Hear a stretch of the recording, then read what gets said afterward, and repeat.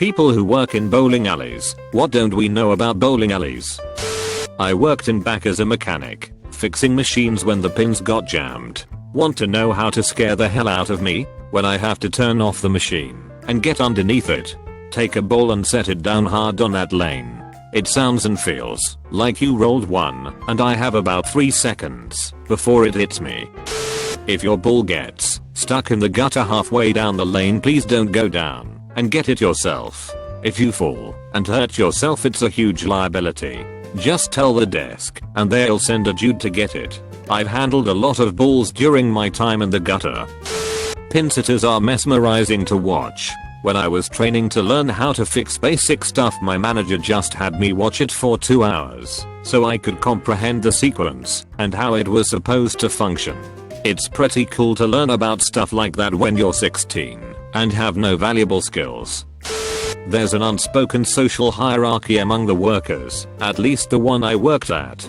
From the bottom up, you have porters, maintenance, snack bar staff, I was here, bar staff, front desk staff, management, owner's daughter and her friends, owners. Note that these rankings are based on how each group was treated by patrons/other staff, rather than their actual value to the business. Otherwise, the maintains guys would be near the top. Guys are very insecure about their shoe size. League bowlers will pretend to be your friend, but will screw you and or the business over for their own gain. When you have to get the USBIC involved, that's when you know things are gonna go down. Don't sit your children on the counter, and please consider naming your children before the awkwardness of me having to type it out on the screen. I got an Areola once. Have a great game. By the way, if you say it back, you're totally fine. Open bracket colon. I like this thread. I worked in a bowling alley for about 5 years. Ask me anything. What don't you know? Sometimes the people who fix your machines and make sure the pin's set up correctly or fix the scoreboard because you didn't step over the line are the ones fucking with your machine. Piss us off and we will make your bowling experience a mess. League bowlers are the most socially awkward bastards ever. Imagine a high school nerd that's overly proud of his D&D stats. They expect you to know everything about bowling and pin setter machines, even though you only work the register. They're cocky AF. If they bring in a date, their jokes are only funny to 50-year-old men, because they're 50-year-old men. Oh, and if they don't bowl high enough, or gutter a ball, they throw many tantrums. They will literally pay for game after game until their average is high enough to brag about to anyone who'd listen. You stuck at the register. If not, they sulk. Oh, do they sulk? Source, worked at 2 alleys. Worked at one for 3 years. All the guys in the back who fix the machine smoke weed and post/write a lot of inappropriate and funny pictures/jokes on the walls. When everyone leaves and we close up everything, we'd sometimes blast trap music and bowl/play the arcade until 2 or 3 AM. We'd find countless of forgotten game cards from kids, so we practically had infinite points for games. We hooked up a lot of regulars with great deals, if they were nice. Be nice to your bowling alley fam. Even if you don't come in a lot, they'll remember you if you're cool. We give out free games and food like candy, especially if you tip. We disinfected every shoe after it was used. Don't worry. Wash your hands often. We never cleaned our balls. Bowling balls. League nights can consist of some of the most selfish, arrogant and rude old people you can imagine. They think that, since they've been going there for a decade plus, that they own that shit. Employees have to deal with over 100 of them, literally. 4 to 5 people on a team times 32 lanes. It causes a lot of stress and tears, more than you would imagine. So, when you come in late at night with your butts, please be kind to the 2 or 3 employees at the front desk, because they just dealt with those assholes for 3-4 hours straight, right before you crazy drunk college kids come in. Really, there's nothing controversial or insane that goes on behind the scenes that you should be worried about. We like to have fun, but we also knew it was a professional business, and we, at least the smart employees, didn't do anything over the top to test what we could get away with. One guy did get arrested for elaborately stealing from the company for over and a year and a half. Ooh, relevant. So back when I was 14, my first job was at the local bowling alley, and it was awesome, but definitely had shitty moments. It's a great way to see shitty parenting vs good parenting in real time. There was a small room for birthday parties and such at Elaine's, and it would always be left either almost spotless or a complete shit show.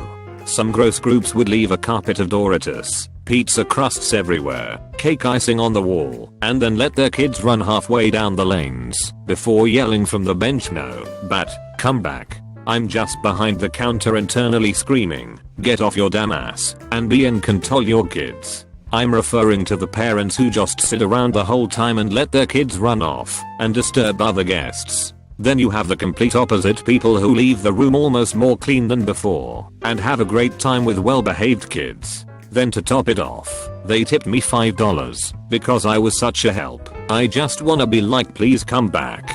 I have lots of bowling related stories if anyone's interested. Source: bowled competitively for 7 years, went to a nationals tournament back in 2013, worked at the lanes for 3 years. Ex was even better than me, plus her family was super into the sport. Close bracket. If you want to bowl and it's a busy period of time, call and make a booking. One game of bowling on average takes 10 minutes per person per game. For a family of 5 to play 2 games, that's nearly 2 hours. I was a manager at a bowling alley for 3 years, and when you're taking birthday parties and leagues, it's an absolute nightmare trying to squeeze other people in. Also treat the mechanics well. If they tell you to stop doing something, you should listen. Don't lie and don't give attitude. We can boot you whenever we want without giving a refund. Don't throw a ball once games are over. Don't throw multiple balls. And don't slide on the lanes. I've kicked people out for all of those and more. I've been working at a rather large entertainment center for 3 years now. I started in the back as a mechanic, which was fascinating, and I have now worked every position available. I'm now in the upper tier of management, and the thing that never fails to amaze me is parents' utter lack of preservation to their kids' safety. I will regularly have to stop children from wandering down the lanes as their family watched on amused. The scary fact is that if a child was to get under the machine, it would act as if they were a ball and drop the 400-pound pin setter on them and then scope them back into the ball return with a rake. Also, some guy jumped off the second story of laser tag once, breaking his legs, and his only response to the event was he was attempting a trick shot. So there's that too. Late to the party, and finally a question I could have really nailed. I worked part of high school as the guy at the front counter giving you shoes, setting up the computer, serving food, and sprinting out back to fix shit. Wow, I was a walking health code violation. Also, I worked most of college strictly out back fixing shit and oiling the lanes. The differences between AMF and Brunswick equipment are quite large, at least the machines I worked with. Brunswick seemed to have less moving parts and were generally easier to fix. League bowlers are complete assholes. I learned to give very short, curt answers to any questions while oiling lanes, or they would blame their entire shitty bowling day on me. Working out back during college was great, though. I was able to get paid to do so much homework and was generally left alone. I could go on, but I fear I'm here too late. I worked on old AMF machines. When you hit the pins or miss, your ball smashes into a board called a stopper and lands on a conveyor belt called the carpet that is angled toward a hole shared by your pair of lanes. There is a paddle that moves left to right on its own timing that allows your ball to drop into the return rails. There is another conveyor belt that is made of rubber with a couple of big rubber lumps in it that runs above the rails and rolls your ball up with friction. While that's happening, the carpet is also pulling the pins back behind the curtain, the black wall that you see at the back. When they go under the stopper, there's a big wheel called, you guessed it, the pin wheel, running clockwise or counterclockwise. There are curved wedges built into the wheel that grab the pin, facing up or down, and wheel them up to a top conveyor belt called the distributor. At the end of the distributor there are rails with little wheels that are pushed down when a pin is dropped. They are connected to a computer on the back end that know the sequence to drop the pins in 1, 3, 2, 4, 7, 8, 5, 6, 10, 9. On the 9 pin slot there is a switch that tells the computer that there is a full rack. It only knows there's a full rack when this is pushed, no matter if there is anything in the other cups or not. While that's happening, the table comes down and fingers close on the pins to hold them. The table is lifted, and the sweep pushes everything back to the carpet. Then the table set the pins back down, and opens the fingers. It's time to set pins. They are dropped into the cups, and when the table runs down it rotates the cups vertically as sets them on the lane. The machines have springs strong enough that, if you aren't ready, can snap a finger off. No, there are no magnets holding your pins down, but yes, you're so original for making the joke. I can see you're from the back without your knowing it, and yes, I can sometimes see down your shirt. Pins shoot out of the machine sometimes, and I can get hit, even if I'm being careful. It's incredibly loud back there, and very startling when a machine you're sitting next to turns on when you don't expect it to. I may have lost some hearing from working back there so long. There are boards laying across the tops of the machines that we walk on, called the catwalk. I have done laps across these out of boredom, and another pin spotter used to work out up there.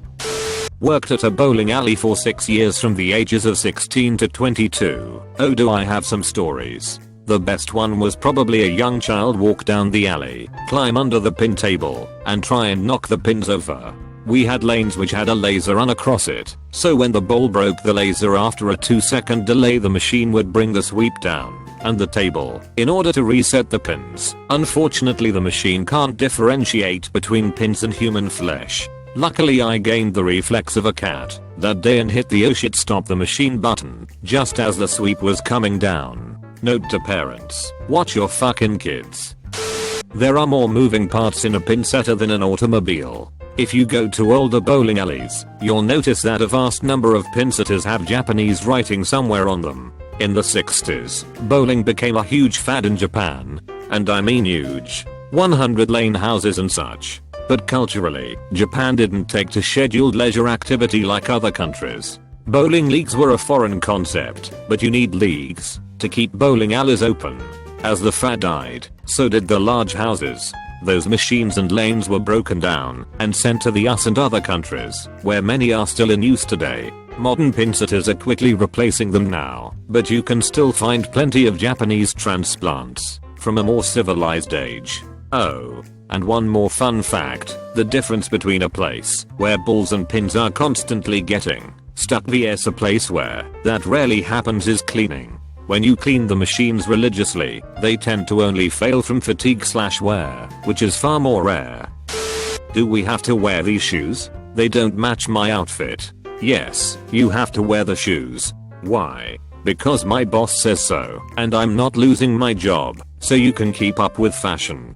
The real answer would be that, if you hurt yourself, the insurance won't pay unless we show them video of you taking proper precaution, one of which is that you have bowling shoes on. I have stories for days about all the fun stuff we would do. I really enjoyed my time working there, especially going in the back. Nice to see all the magic happen. There is a surprising amount of attempted drug sales in bowling alleys. Also, the pin machines break all the F*** time. And they had to be manually fixed, so lots of running up and down alleys. And tons of clearing, because when your ball doesn't come back, just throw a new one. Just keep doing it, not clearing 10 to 12 bowling balls out of that cramped dusty space is terrible. Just let us know, and we will fix it right away. Also, do people buy single games of bowling? Like, a round or two? That's terrible. You can't possibly organize a lane like that. People kept being surprised that we charged an hourly rate, and it would be up to you how many games you'd play. Only way we could handle pre-booked times and fill up a schedule. Jesus, organization.